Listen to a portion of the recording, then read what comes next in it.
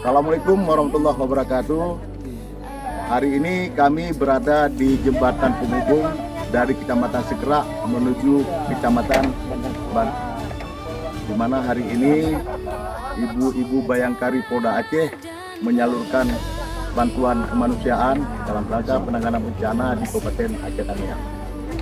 Ini dapat kami tambahkan, rencananya dalam waktu dekat pemerintah akan membangun jembatan penghubung guna melancarkan transportasi kebutuhan masyarakat di Kabupaten Aceh Tamiang. Terima kasih. Assalamualaikum warahmatullahi wabarakatuh.